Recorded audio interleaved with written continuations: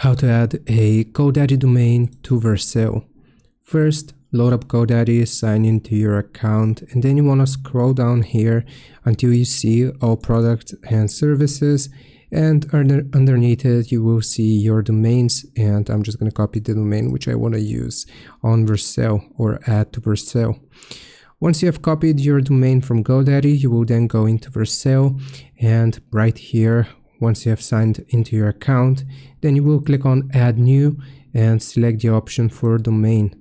From here you have the option of buying a domain or linking an existing one. We're going to link an existing one. You will type the domain name right here, which we just copied from, or you will paste the domain name here, which we just copied from GoDaddy. Then you will click on Continue. And here you will connect it to a project. So if you have any projects which you want to link it to, you will select it from this page and you will just click on Add Domain, and that is going to integrate your domain with your project on Vercel. Hope this helps. Leave a like and sub. I'll see you next time.